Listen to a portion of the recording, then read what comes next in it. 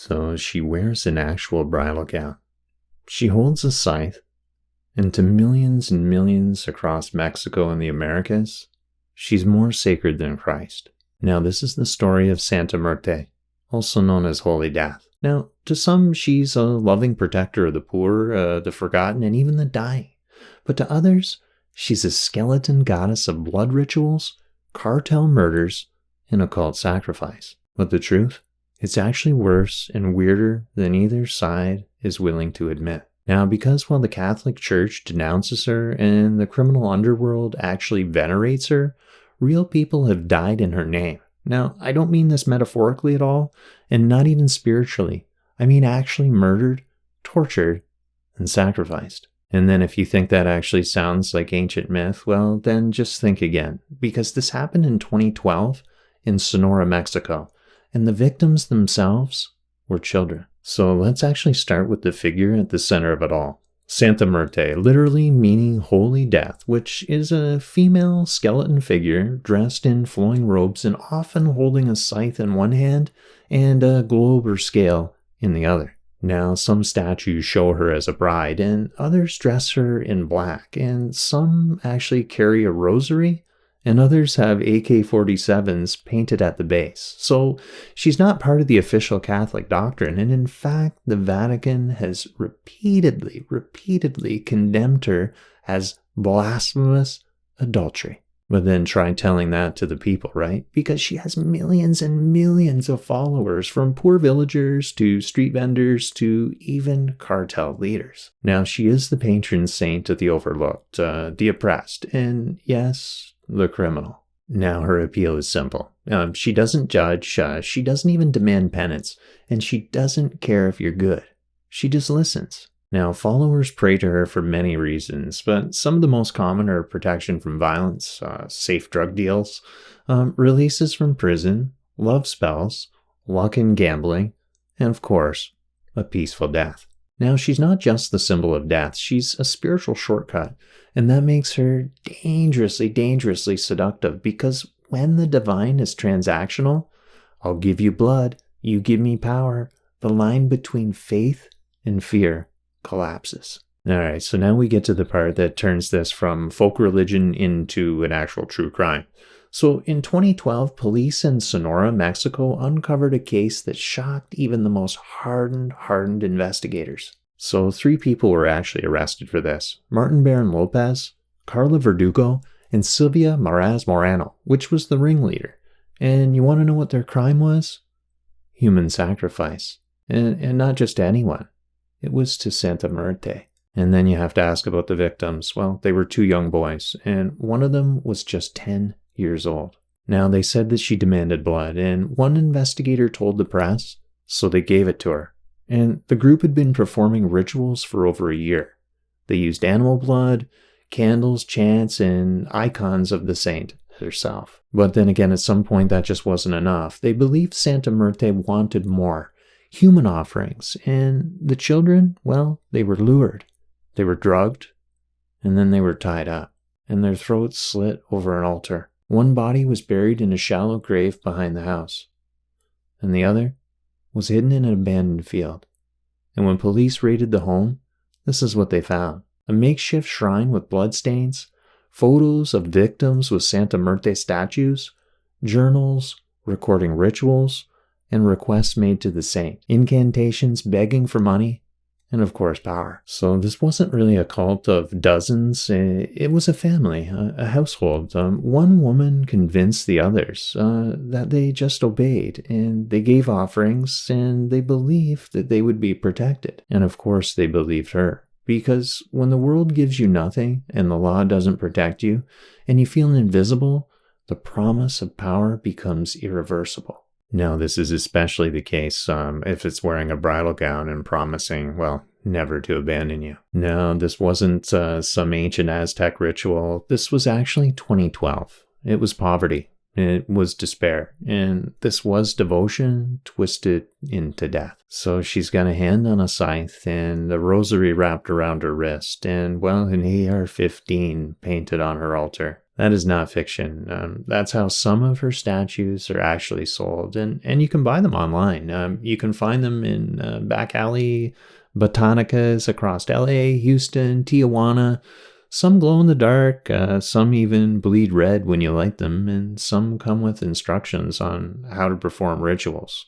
Cleansing rituals with rum, tobacco, and even chicken bones. Now, you might be wondering if this is just some fringe stuff, but Santa Muerte is global now, right? And while she was once a quiet figure whispered about in the shadows of old Mexican cemeteries, she's now on shirts, tattoos, hoodies, candles, bumper stickers, and of course, even cartel flags. Now, if we want to talk about numbers, I mean, there's an estimated 12 to 15 million followers and growing. I mean, shrines in Mexico, the US, Colombia, Venezuela, and even Brazil. Like, it's a thriving black market of ritual kits. There's even protection spells, death curses. Statues are sold in Walmart, Amazon, and cartel safe houses alike. And here's the thing. Even some police officers in Mexico are known to keep Santa Muerte medallions in their cars. So you have to ask yourself the question, why? Well, it's because they actually believe she protects them from dying on duty. Yeah.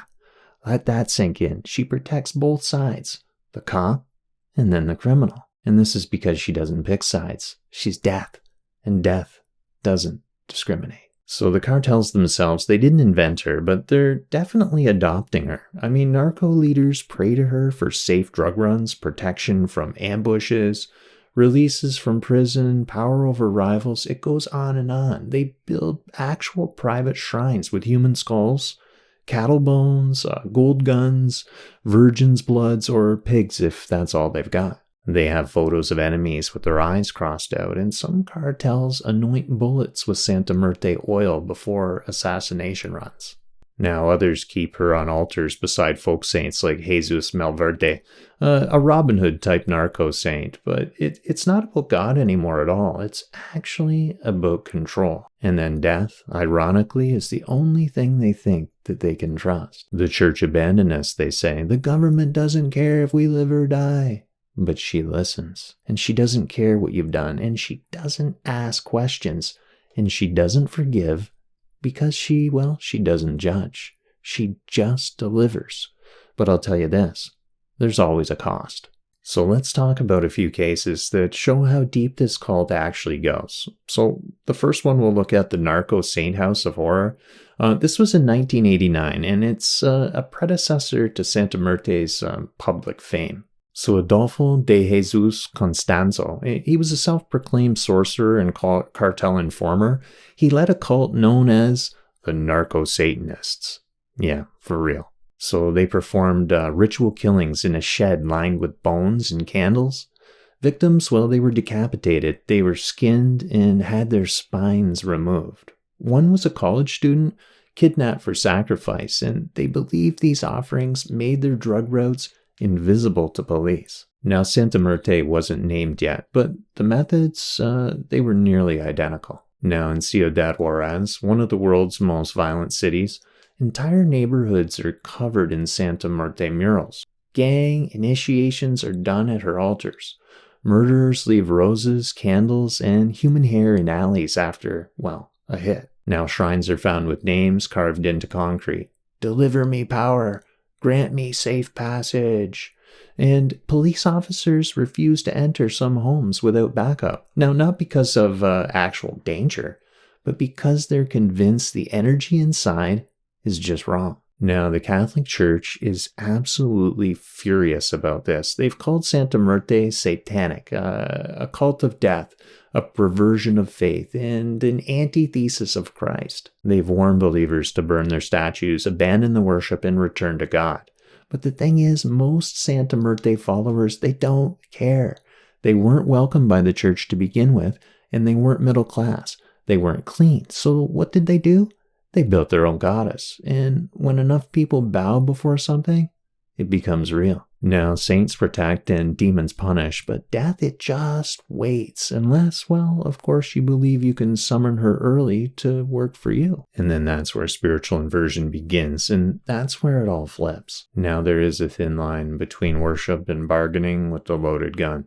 And when devotion is mixed with fear, addiction, and even blood, now what you're bowing to might not be God at all. So let's get real for 1 second, because this isn't just about Mexico, and it's not just about cartels, and it's not even about Santa Muerte. It's about us, every one of us. And what happens when we confuse control with faith, right? When we don't actually surrender to the divine, but we try to cut deals with it. Now in Bhakti Yoga, the path of devotion in Hinduism, love of God is unconditional. You don't worship Krishna because you're scared of him, and you don't chant to Durga because she'll curse you if you don't. You chant because your soul longs to remember, and you bow because your ego just needs to step aside. But then in the world of Santa Muerte and other fear-based cults, devotion isn't love at all. It's desperation. It's a plea for safety in a world that, well, offers none. And so the deity becomes a weapon, an idol of survival. And the ego says, I'm in control now. God, he works for me. Now, here's where it gets kind of tricky, right? Because in Hinduism, death, it's not evil, and it's actually sacred. It's part of the cycle, right? We have Yama, the god of death, strict, just, impartial. And then we have Kali, fierce, terrifying, standing on Shiva himself. But she is love in disguise. And in fact, many of the most powerful goddesses in the Dharmic traditions are totally weird and fearsome. But here's the difference. Kali destroys ego, not bodies for profit.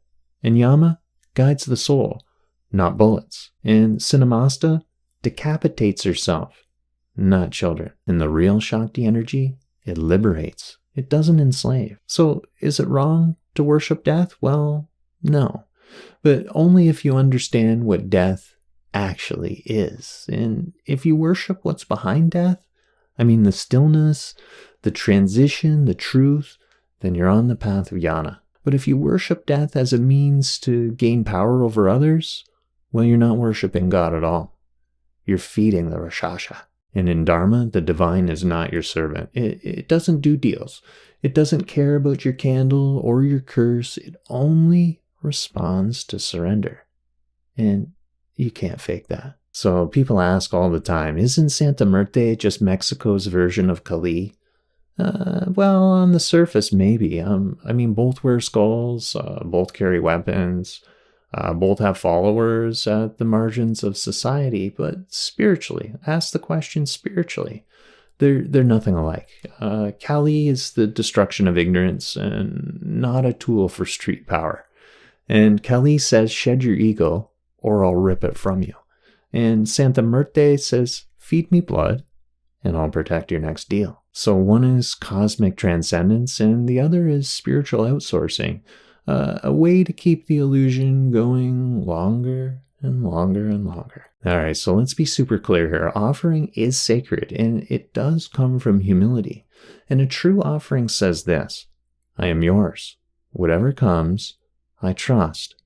Even if you give me nothing, I'll still bow. But then what Santa Muerte shows us is the opposite. It's bargaining dressed up as faith, and it's the ego whispering, I'll give you this life if you give me power over others.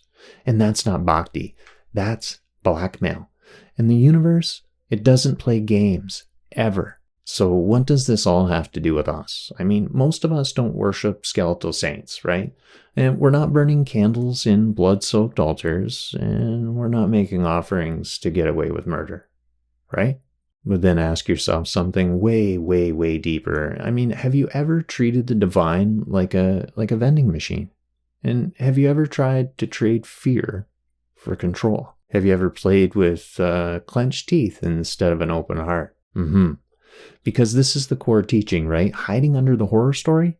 This isn't just a cult in Mexico. It's about how people everywhere relate to power, protection, fear, especially in times of, well, desperation. Now in the Bhagavad Gita, Arjuna is terrified, right? He's standing on the battlefield of Kurukshetra, realizing he may have to fight and, well, kill his own teachers, his own family, and his own friends. So he breaks down. And he drops his bow and he says, I can't, I won't, I'd rather die. That is fear. And that's why so many people, especially those who worship Santa Muerte, are really dealing with under the surface. They have a fear of death, fear of injustice, fear of abandonment, and fear of being powerless in a world ruled by violence. But what does Krishna do? He doesn't hand Arjuna a statue, and he doesn't say, "Here, offer me a goat and I'll make it all go away." He says, "You know who you are." He says, "You were never born, you will never die, and the self cannot be pierced, burned, drowned, or even broken." So he reminds Arjuna and us that true protection doesn't come from bargaining with death. It comes from knowing you're not the body, and you're not the mind, and you are not even fear itself. You are that which sees. See, you have to understand that there are two kinds of spiritual paths in this world: the path of remembering, the path of manipulation. So the first says, let go, watch the breath, peel back the illusion, trust the self. And then you have the second one, and it says, do this so you get that. Burn this, and you'll be safe. And play hard enough, and you'll be untouchable.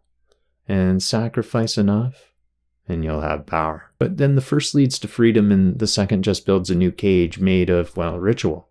And that's what we saw in the case of Pazuzu, right? That's what we're seeing now with Santa Muerte. So then you have to ask yourself, what do we actually learn here? And it's easy to build gods out of fear, and it's easy to call fear faith when you dress it up with candles and statues. But Dharma, it's not based in fear. It's based in actual awareness. And awareness is the one thing that you just can't fake. You can't fake being spiritual. I mean, you can fake prayer, you can fake rituals and chanting and offering flowers, but you can't fake being the actual witness. I mean, you either see clearly or you're still just dreaming. So many people, they pray for protection, but here's the actual truth. You don't need protection from the world. You need protection from the story in your head that says you're small, helpless, broken, dirty, or even forgotten. You need protection from the lie of separation, because once you actually see through it, once you remember your awareness itself, you realize nothing can touch you. Not bullets, not betrayal, not Santa Muerte, and not even death, because the self is untouched, the self is unborn, and death is just a change of clothes. So here's the real teaching here, guys. Don't pray because you're afraid. Pray because you remember who you are. So don't offer things to God because you want something. Offer yourself completely because there's nothing else left to cling to. I mean, don't worship a goddess so she'll kill your enemies. Worship the stillness within so you can stop making more enemies in your mind. That which cannot be destroyed is who you really are. That's from the Bhagavad Gita, chapter 2. And if you live from that place, you don't need protection anymore because you've stopped making war with life. I mean, we live in a world that's starving for protection, starving for meaning, and starving for power over life that we can't even control. And sometimes that hunger gets twisted, and sometimes it puts a skeleton in a wedding dress and says, she'll save us. But Dharma, it teaches us the opposite. You're already whole, you're already beyond death, you just forgot. So light your candle not in fear, but in remembrance. Because awareness, that's the only offering God ever wanted. This has been the Dharma Files, guys. Thanks for listening, and namaste.